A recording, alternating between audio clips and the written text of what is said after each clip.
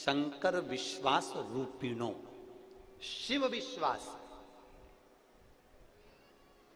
मेरे जीजाओं, मेरी जीजियों, मेरी बेटियों, मेरे बेटाओं, अगर आपका विश्वास पक्का है ना, अगर विश्वास पक्का है तो ये निश्चित है कि मेरा महादेव तुम्हारी झोली भरने में देरी नहीं करेगा, पक्का।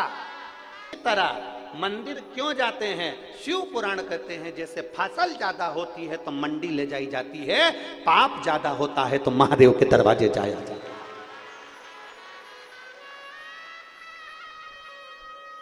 मंडी में जाकर फसल को खाली करा जाता है और मंदिर में रोज जब हम देव अधिदेव महादेव को लोटा भर के जल चढ़ाने जाते हैं ना, तुमको तो मालूम भी नहीं पड़ता हमारे ऊपर जो जो पाप चढ़ा हुआ होता है वो धीरे धीरे जल चढ़ाते चढ़ाते जब हम महादेव के सामने अपने शीश को झुकाते हैं तो जैसे ट्राली, बैलगाड़ी, जैसे फसल की गाड़ी खाली हो जाती है, जब हम महादेव के आगे शीश झुकाते हैं तो हमारे ऊपर का पाप भी खाली हो जाता है।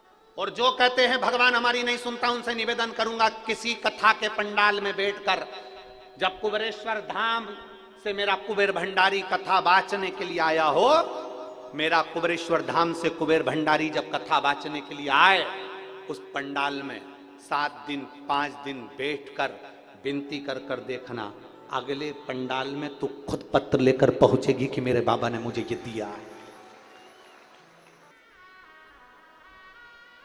एक उत्तर प्रदेश में एक महादेव का मंदिर है, गंगा नदी के तट पर।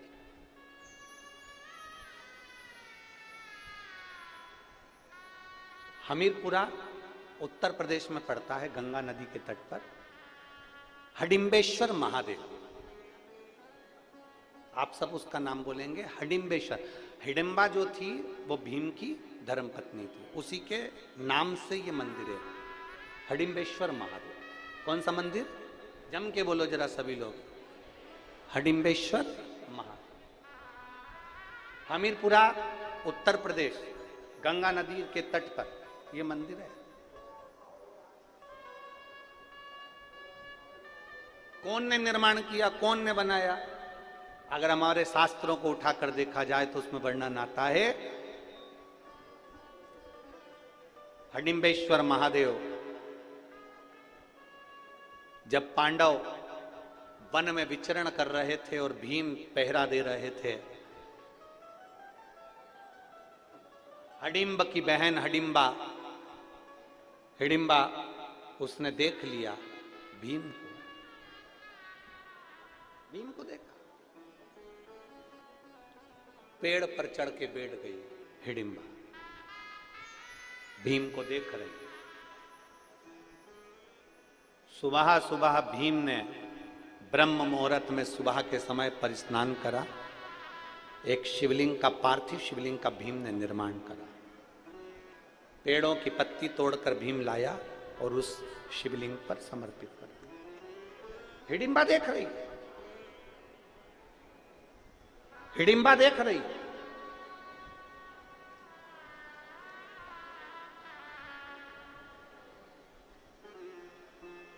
हमीरपुरा उत्तर प्रदेश में हडिम्बेश्वर महादेव, गंगा नदी के तट पर, जो उत्तर प्रदेश के रहवासी हैं वो दर्शन करते होंगे वहां।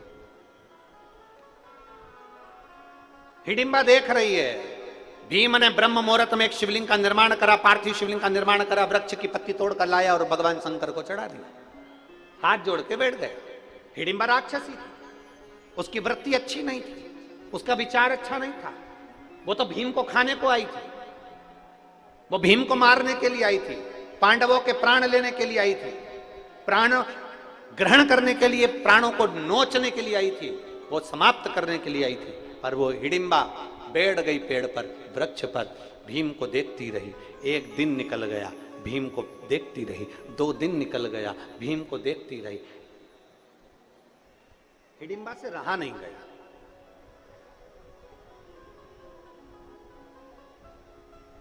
हिडिंबा से रहा नहीं गया। तब हिडिंबा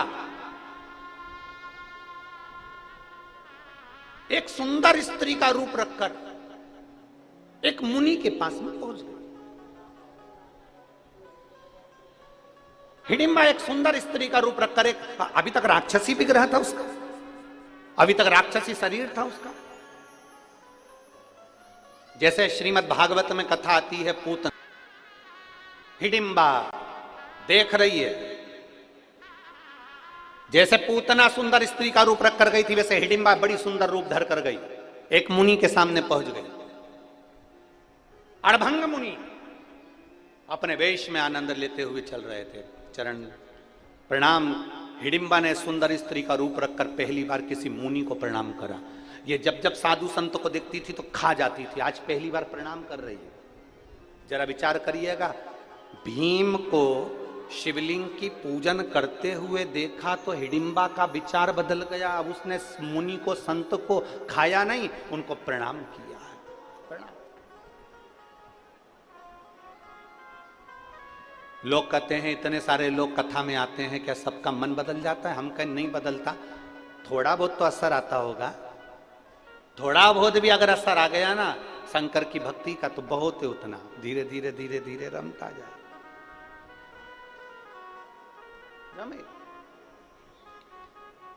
और महाराज अभी तक हिडिंबा ने मुनि को, संत को, साधु को, सन्यासी को पकड़ कर खाया था। आज पहली बार मुनिवर के हाथ में हाथ जोड़ रही है हिडिंबा, और हिडिंबा ने हाथ जोड़े मुनिवर, प्रणाम किया, नमन।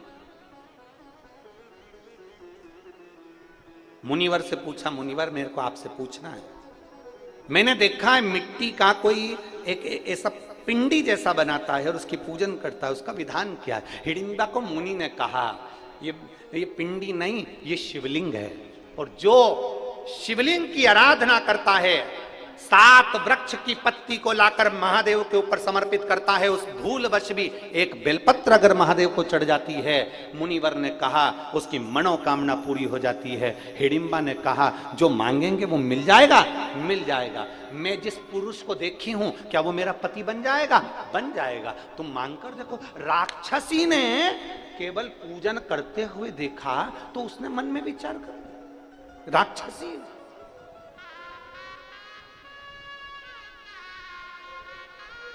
आपको अगर शंकर के मंदिर में जाता हुआ कोई देखे और मंदिर जाना चालू कर दे, समझ ले उसका कल्याण होने वाला है। आप शंकर की कथा में जा रहे हैं और कथा में जाते हुए, शिव महापुराण के महत्तम में लिखा है, जब कोई नारी, पुरुष, बच्चा, बूढ़ा, कोई भी शिव पुराण की कथा सुनकर जब वो अपने गांव में जाता है, तो गांव में जो उस मनुष्य का, उस पुरुष का मात्र दर्शन कर लेते हैं तो उनके पितृ भी पार उतर जाते हैं। इतना वर्णन शिव पुराण में।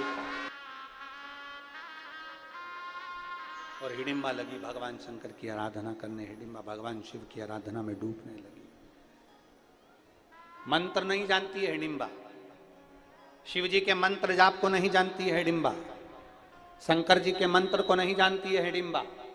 बस पत्तियां तोड़ती है, शंकर जी को चढ़ा देती और बैठी है। केवल पत्ती को तोड़ने के लिए, पत्तियों को लेने के लिए जाती है, उसके सिवाय वो कहीं नहीं जाती, शंकर जी के सामने बैठी रहती है। अब जिस मुनि ने उसको बोला था कि जो मांगोगे मिलेगा, वो विश्वास पक्का था हिडिंबा का कि जो मांगोगे मिलेगा। जैसे आपका विश्वास पक्का है, आपका भरोसा पक्का है। आप कथा पर विश्वास करते हो ना कि मैंने सुना है, शंकर सुनता है, एक लोटा जल चढ़ाएंगे वो सुनेगा, बेलपत्र चढ़ाएंगे सुनेगा, बेलपत्र खाएंगे रोग मुक्त होगा, तकलीफ मेरी मिट जाएगी। ये आपने सुना है, आप सुनते हो तो विश्वास जागृत होता है, विश्वास जागृत होता है तो शिव सुनता है, करता है। ऊपर भुगताते हैं, पर 2 पाप ऐसे हैं जिसका भुगतान भोलेनाथ पृथ्वी पर भुगताते हैं। पहले नंबर का, गर्भवती महिला को गाली देना, ये पाप है जिसका भुगतान मनुष्य देह में मानव को भोगना पड़ता है। गर्भवती नारी को गाली देना, अपशब्द कहना, हंसना, उस पर मनुष्य को भोगना पड़ता है। दूसरे नंबर पर रजोधर्म नारी, रजस्वला नारी, रजोधर्म धारण करी हुई नारी, 4 दिन, 3 दिन, 5 दिन, 6 दिन, 7 दिन घर में काम नहीं करती। रजोधर्म धारण करी हुई नारी को अगर कोई गाली देता है, अपशब्द कहता है, आड़े तेड़े संवाद कहता है, तो उस मनुष्य को पृथ्वी पर ही भोगना पड़ता है।